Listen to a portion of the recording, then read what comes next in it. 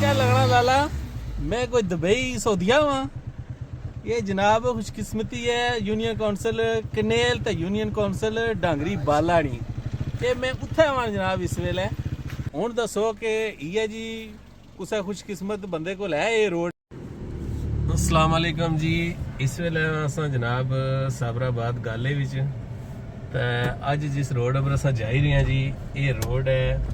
साबराबाद गाले तो जानी है यूनियन कौंसल फैजपुर शरीफ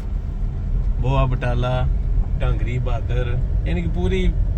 यूनियन कौंसल की कवर करनी है। होना तो इस तरह चाहिए ना मैं तो सारे इलाके भी इस तरह हो सी के रोड टुटी होनी है कुदरा खड्डे होने हैं, लेकिन माशाल्लाह ये रोड ऐसी है कि कुदरा कोई 2-2 फुट रोड लभसी ज्यादा इत्थे खड्डे ही। अगर तुसा दिलै ने मरीज तुसा ना दिलै ना जनाब कोई वाल बंद तो माड़ा तुसा की है चैलेंज इस रोड पर गुजरसो ते ए तुसा की रोड इतने छंडे लवासी कि मैं ना तुसा ना जेड़े वाल बंद न वो ते खुलसन ही खुलसन, जेड़े खुले में वो भी सोने प्रेशर ना टूटसन।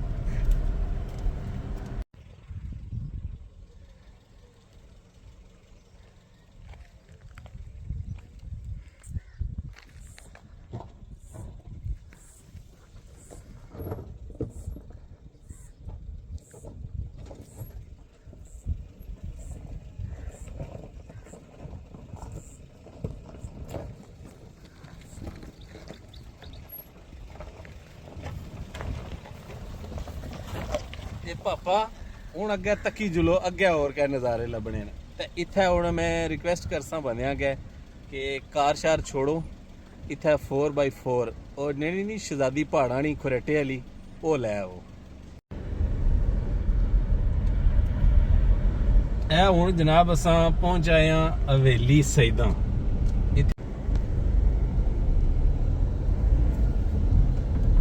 या अल्लाह खैर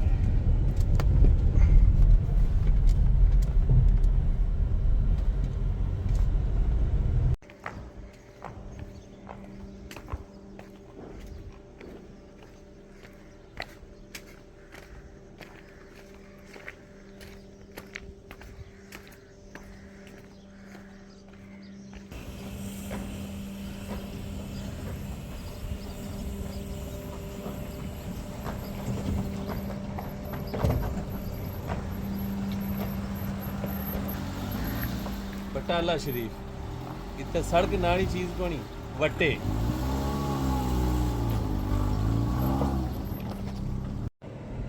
इधर है रोड ते इधर है कच्चा तो हमारे ख्याल है कच्चे बरू थोड़ी जी बेहतर है इधरों लगे चलने हैं। अच्छा हूँ आखिरी गल है कि जिन्होंने ठेकेदार को होना इस रोड ना ठेका मुकम्मल टांगरी बहादुर तो लई के सुरमा साबराबाद गाले तक उन्हें हथ बनने उन्हें रिक्वेस्ट करने कि कोई खुदा ना खौफ करे नहीं तो वहां बड़ी उन लंब हुई भी